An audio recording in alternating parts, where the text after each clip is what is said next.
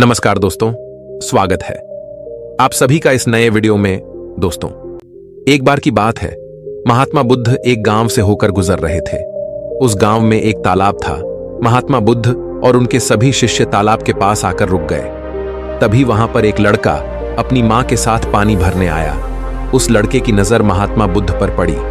वो महात्मा बुद्ध को पहले से ही जानता था। वह जानता था कि महात्मा बुद्ध बहुत ज्ञानी है और वो सभी के प्रश्नों का उत्तर देते। वह तुरंत ही महात्मा बुद्ध के पास पहुंचा। उसने महात्मा बुद्ध को प्रणाम किया और कहा, हे बुद्ध, मैं अपने जीवन में कुछ बहुत बड़ा करना चाहता हूं, लेकिन जब भी मैं कुछ करना चाहता हूं तो वो मुझसे संपूर्ण तरह से नहीं हो पाता।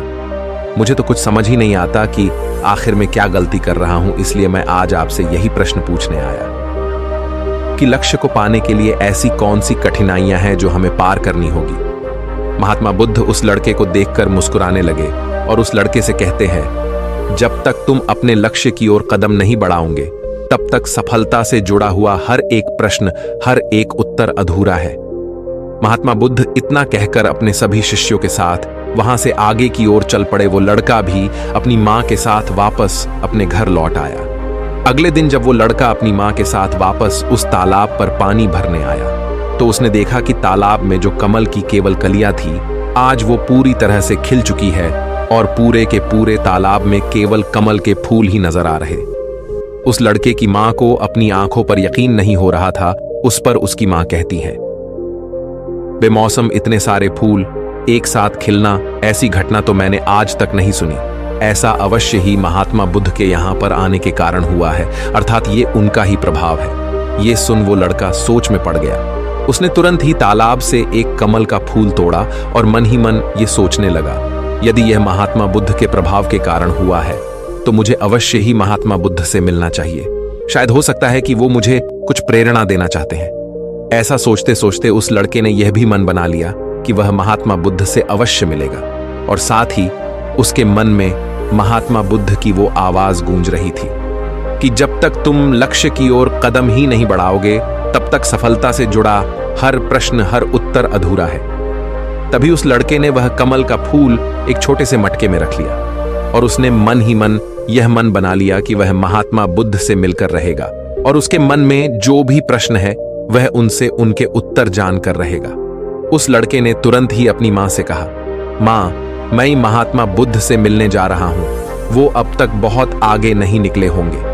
यदि मैं जल्दी जल्दी चलूंगा तो एक दिन में उन तक पहुंच ही जाऊंगा और फिर एक दो दिन में मिलकर मैं वापस घर लौट आऊंगा।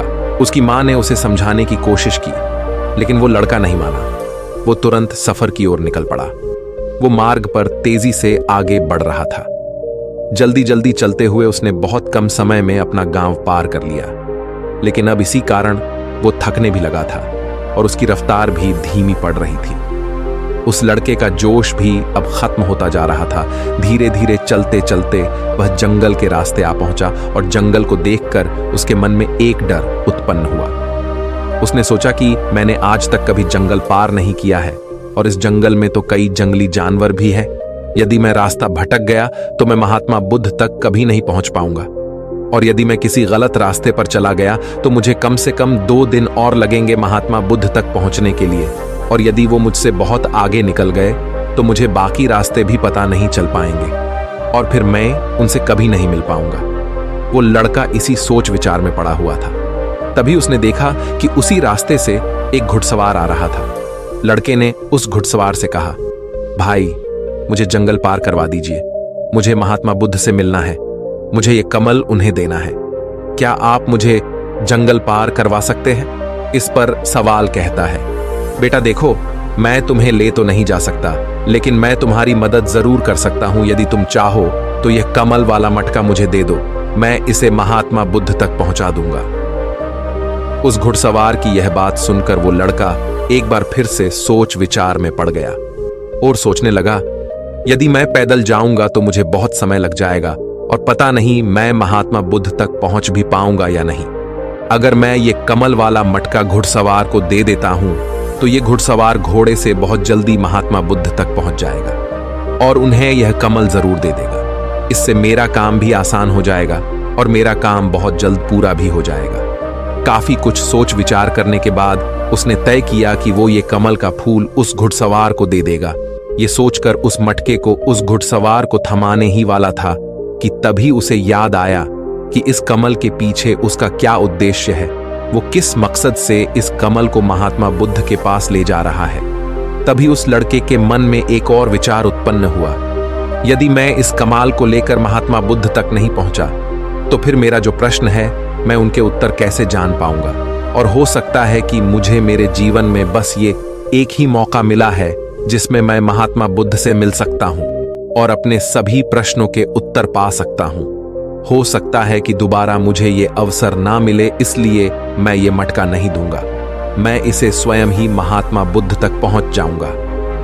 काफी कुछ सोच विचार करने के बाद उसने घुड़सवार से कहा, देखिए, ये मटका तो मैं खुद ही उन तक ले जाना चाहता हूं, क्योंकि मेरा उनसे मिलना बहुत जरूरी है। मेरे मन में कई प्रश्न हैं जो मैं उनसे जानना चाहता हूं, इसीलिए यह फूल मैं ही उन्हें दूंगा। इसलिए कृपया करके मुझे जंगल से बाहर निकलने का रास्ता बता दीजिए, मैं स्वयं ही चला जाऊंगा।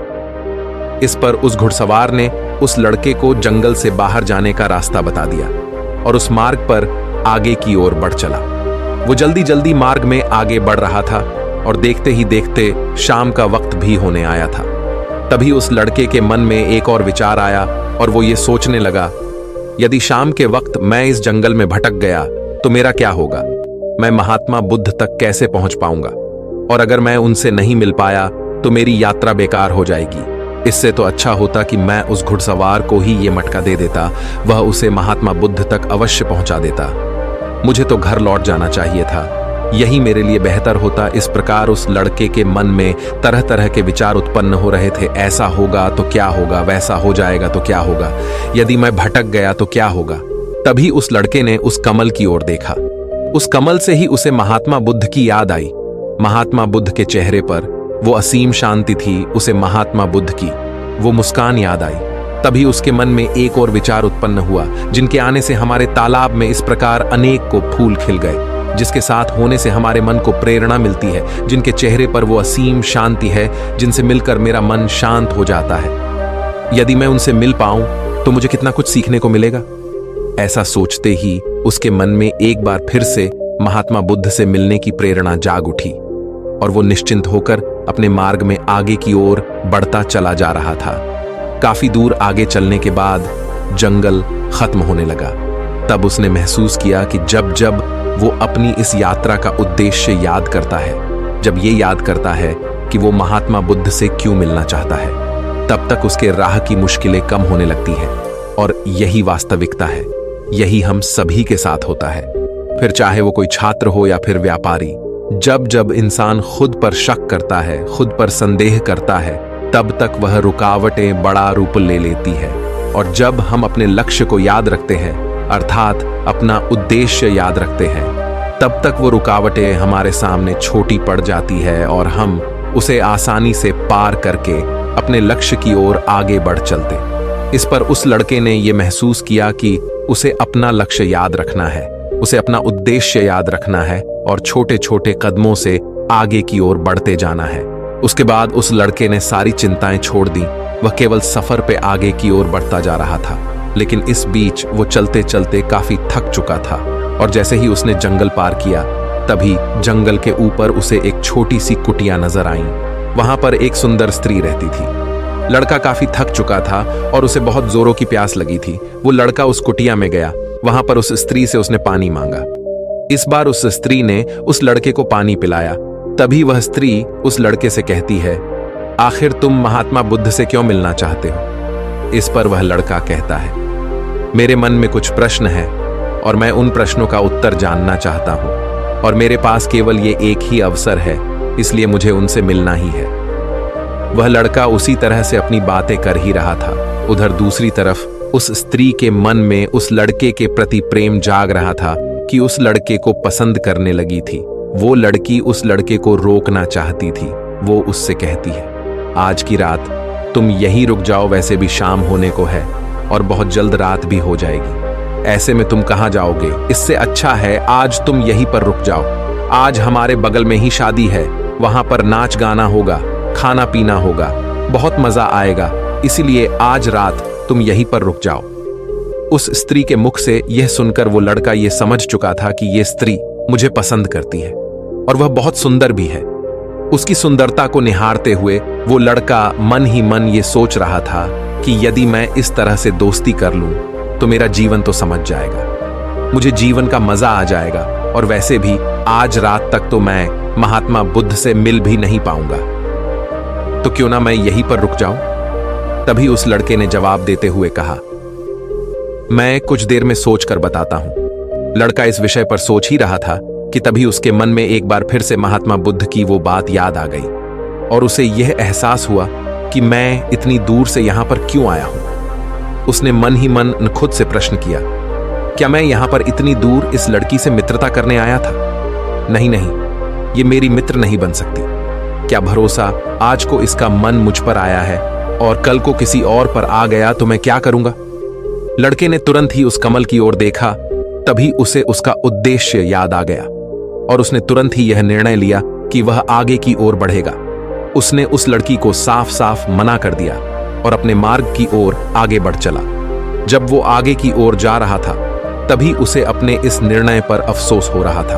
उसे ऐसा लग रहा था यदि उसे महात्मा बुद्ध ना मिले तो उसके हाथ से ये स्त्री भी चली जाएगी। इस बात का उसे बहुत मलाल था, लेकिन वह धीरे धीरे मार्ग में आगे बढ़ता गया।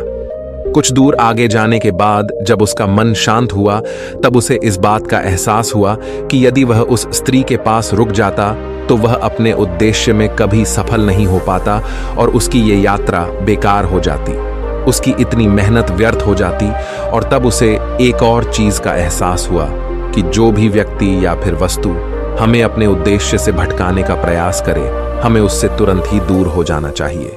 हमें अपना उद्देश्य याद रखना चाहिए कि हमने ये सफर क्यों शुरू किया था और हम अपनी मंजिल पर क्यों पहुंचना चाहते हैं। वो लड़का ये सब सोच विचार कर आगे की ओर बढ़ता जा रहा था। रात्रि का वक्त होने वाला था और वो लड़का तेजी से अपने मार्ग में आगे की ओर बढ़ता जा रहा था। तभी उसे मार्ग में एक बुजुर्ग व्यक्ति मिले। उसने उस बुजुर्ग व्यक्ति से पूछा, बाबा, मैं महात्मा बुद्ध से मिलना चाहता हूं और पिछले गांव में मुझे किसी ने बताया कि वो इसी मार्ग से आगे की ओर बढ़े थे। क्या आप मुझे बता सकते हैं वो किस तरफ गए हैं? इस पर वो बुजुर्ग व्यक्ति उस लड़के से कहते हैं, बेटा, तुमसे कोई गलती हो गई है, तुम्हें कोई गलतफहमी हुई है। यहां से कोई भी आरषि मुनि नहीं गए हैं। हो सकता है कि रास्ते में कोई और मोड़ हो जिस पर तुम्हारा ध्यान ना गया हो, वो आरषि मुनि उसी रास्ते से गए होंगे। ये सुन वो लड़का घबरा गया। अभी कुछ ही घंटों पहले तो मैंने उस बस्ती को पार किया था। यदि मैं वापस गया तो मैं बहुत पीछे हो जाऊंगा और अब तो अंधेरा भी होने को है। मेरे पास ना तो कोई रहने का कोई साधन है और ना ही खाने पीने का। मेरी तो पूरी यात्रा बेकार हो गई। मुझे तो लग रहा था कि मैं महात्मा बुद्ध से अवश्य मिल लूंगा, लेकिन अब लगता है कि यह मुमकिन नहीं है। मैं उनसे नहीं मिल पाऊंगा। इस प्रकार के कई विचार और उस लड़के के मन में उमड़ने लगे।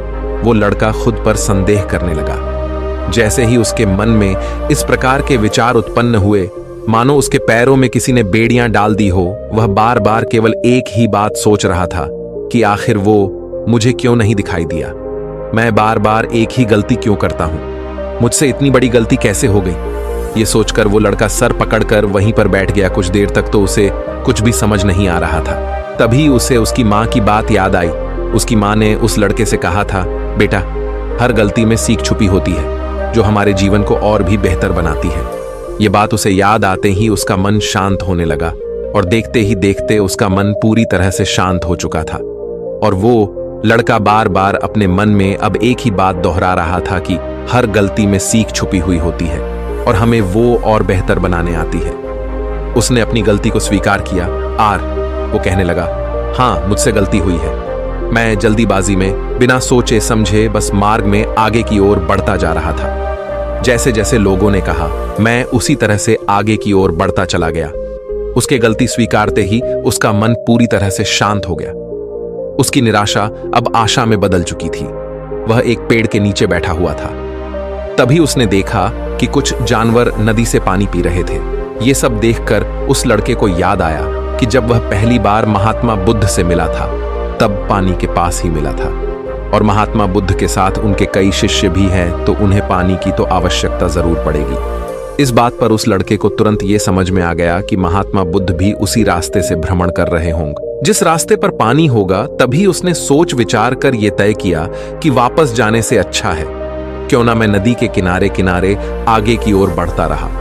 ऐसा सोचते ही उसने तुरंत ही रास्ता बदल दिया और अब वह नदी के रास्ते आगे बढ़ने लगा। जैसे जैसे वो आगे बढ़ता जा रहा था, उसका मन और भी हल्का होता जा रहा था, उसका मन और भी शांत होता जा रहा था।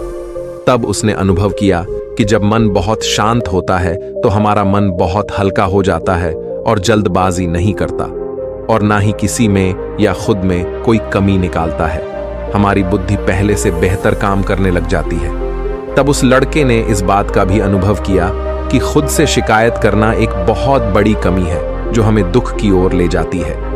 चलते चलते लड़के के मन में विचार आया, यदि मैं अपने गांव में ही रुक जाता तो ये सारे अनुभव में कभी नहीं प्राप्त कर पाता।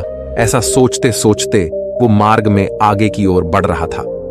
तभी उसे महात्मा बुद्ध के कुछ शिष्य नजर आए और उन्हें देखकर वो लड़का बहुत प्रसन्न हुआ। वो अपने मार्ग में और भी तेजी से आगे बढ़ने लगा और आखिरकार लगातार 2 दिनों का सफर तय करने के बाद वो महात्मा बुद्ध के पास पहुंच ही गया। वह तुरंत ही महात्मा बुद्ध के पास पहुंचा। उसने महात्मा बुद्ध को प्रणाम किया और उन्हें वो कमल का फूल भेंट कर दिया। इससे पहले वो लड़का कुछ कहता, तभी महात्मा बुद्ध ने कहा, बहुत सुंदर, ये कमल पूरी तरह से खिल चुका है। 2 दिन पहले ही तुमने मुझसे पूछा था कि लक्ष्य को पूरा करने के लिए इंसान को कौन सी कठिनाइयों को पार करना पड़ता है, लेकिन 2 दिनों बाद तुमने बहुत सारे अनुभव प्राप्त कर लिए हैं। तुम्हारा ये धैर्य और ये मुस्कान देखकर लगता है कि तुमने इस यात्रा में बहुत कुछ सीखा है। इस पर उस लड़के ने यात्रा में घटित हुई हर एक बात महात्मा बुद्ध को बता दी। तभी महात्मा बुद्ध ने उस लड़के से कहा, तुम्हारे मन में जो भी प्रश्न है, मैं उनके जवाब तुम्हें जरूर दूंगा। आगे महात्मा बुद्ध कहते हैं, बिना कोशिश के हर चीज जरूरी है। जब इंसान किसी लक्ष्य के लिए उस रास्ते पर चलता है, तब सबसे पहले वह अपने अनुभव से ही सीखता है और जब धीरे धीरे उसका विवेक जागृत होने लगता है, उसकी बुद्धि काम करने लगती है, तब दूसरे के अनुभव और दूसरों की गलतियों से भी सीखने लगता है। जीवन में यदि सफल होना है, किसी लक्ष्य को प्राप्त करना है, तो सफलता का रहस्य से सीखने से पहले हमें उस रास्ते पर चलना पड़ता है। महात्मा बुद्ध आगे कहते हैं, किसी भी लक्ष्य को प्राप्त करने के लिए उस रास्ते में हमें 3 दिक्कतें आती है और इनका निवारण करने के बाद ही हम अपने लक्ष्य तक पहुंच पाते हैं। और तुमने भी वो 3 बातें सीख ली। पहला, अपने उद्देश्य को पहचान और उसके प्रति समर्पण करो। जैसे कि तुम ये कमल का फूल मुंह तक पहुंचाना चाहते थे और तुम्हारा उद्देश्य भी यही था। तुमने ये जान लिया था कि ये फूल मुझ तक पहुंचाने के लिए तुम्हारा क्या उद्देश्य है, जिस कारण तुम्हारे मन के सारे संदेह खत्म हो गए। इसके बाद जब भी तुम फूल को देखते थे तो तुम्हें अपना उद्देश्य से याद आ जाता। आगे महात्मा बुद्ध ने कहा, तुमने स्वयं के अनुभव से ही यह जान लिया कि अपनी मंजिल तक किस प्रकार हमें पहुंचना है और सब कुछ तुम्हारे भीतर से ही प्रकट हो रहा है। वह लड़का महात्मा बुद्ध की सारी बातें ध्यानपूर्वक सुनता रहा। तभी आगे महात्मा बुद्ध कहते हैं, तुम्हारे मन में कई प्रकार के डर और संशय थे। पता नहीं तुम मुझ तक पहुंच पाओगे या नहीं, पता नहीं तुम जंगल पार कर पाओगे या नहीं, क्योंकि तुमने आज से पहले कभी जंगल पार नहीं किया था और रास्ते में तुम्हें तरह तरह की रुकावटें भी झेलनी पड़ी।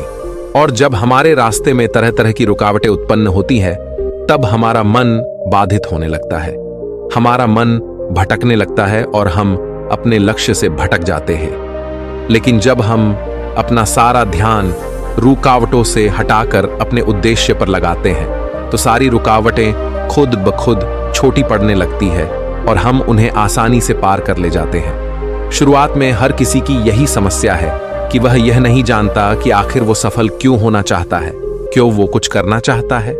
इसी कारण उनके सामने परेशानियां भी बहुत ज्यादा होती हैं और वह उन परेशानियों के सामने घुटने टेक देते। लेकिन जैसे जैसे आप आगे बढ़ते हैं, अपने लक्ष्य के प्रति समर्पित हो जाते हैं, तो वैसे वैसे चलते जाना आसान हो जाता है और हम अपने लक्ष्य तक पहुंच ही जाते हैं। आगे महात्मा बुद्ध उस लड़के को तीसरी बात बताते हुए कहते हैं, असली शक्ति इच्छाओं को पूरा करने में नहीं बल्कि उनको मिटाने में कहते हैं कि हम जानते हुए भी सही काम नहीं करते। अगर हम अपने उद्देश्य की ओर आगे बढ़ते हुए आकर्षणों को पीछे रुक जाते तो हमारी यात्रा कभी पूरी नहीं हो सकती। इसलिए जैसे इस यात्रा के दौरान तुमने फूल हमेशा अपने साथ रखा, अपने पास रखा, वैसे ही उद्देश्य हमेशा सामने रखना चाहिए। हमारा लक्ष्य हमेशा हमारी आंखों के सामने होना चाहिए। इससे हमें निर्णय लेने में आसानी होती है। अन्यथा हमारे मन का संदेह, हमारी मन की शंका हमें कभी भी सही निर्णय नहीं लेने देती और वह हमें मन की उलझनों में फंसाकर रख देती है। इसलिए संदेह के प्रति सचेत रहे। आगे महात्मा बुद्ध उस लड़के से कहते, बेटा, खुद पर शक करने की आदत से ज्यादा खतरनाक और कुछ भी नहीं है, क्योंकि जितना नुकसान आपके नकारात्मक विचार आपका कर सकते हैं उतना और कोई नहीं कर सकता। यदि आप खुद पर संदेह करते हैं तो आप अपने प्रयास में विफल ही हो जाओगे, क्योंकि आप अपने प्रयास पूरी ढंग से कर ही नहीं पाओगे। आप उससे बचने का प्रयास करोगे और जब तक हम अपनी गलती नहीं पहचानते तब तक हमें वो बात परेशान करती रहती है, वो हमें कमजोर बनाती रहती है। हमारे मन में केवल एक ही विचार चलते रहते हैं कि आखिर हमसे ये गलती क्यों हुई, मैं इतना नादान, इतना कमजोर कैसे हो सकता हूं, और अगर मैं आज इतना कमजोर हूं, मैं आज उस काबिल नहीं हूं, तो मैं आगे चलकर क्या कर पाऊंगा। तो इसलिए अपने आप को यह याद दिलाओ कि हर गलती में सीख छुपी हुई है और उससे सीखकर ही हमें अनुभव मिलता है और उस अनुभव से ही हम अपने लक्ष्य तक पहुंच पाते हैं। सबसे पहले अपने मन को शांत करो, बुद्धि और विवेक का प्रयोग करो और उद्देश्य की तरफ आगे बढ़ते चलो। सिर्फ इसी तरह से आप किसी भी चुनौती का सामना कर सकते हैं और बड़े से बड़े लक्ष्य को भी आसानी से हासिल कर सकते हैं। इतना कहकर महात्मा बुद्ध शांत हो गए और उस लड़के को भी महात्मा बुद्ध की सारी बातें अच्छी तरह समझ में आ चुकी थी। उसे महात्मा बुद्ध को प्रणाम किया और पूरी रात वह उन्हीं के साथ रहा। अगली सुबह वह अपने घर की ओर लौट आए। दोस्तों, आपने आज के इस वीडियो से क्या सीखा वो मुझे आपको कमेंट में जरूर बताएगा। इसी के साथ मुझे उम्मीद है कि आपको आज की वीडियो जरूर पसंद आएगी। तो लाइक और शेयर करने के साथ चैनल को सब्सक्राइब और घंटी बटन को जरूर दबा दीजिएगा। तो चलिए फिर मिलते हैं ऐसे ही एक और वीडियो में। तब तक के लिए अपना ख्याल रखिए। धन्यवाद और नमो बुद्धाय।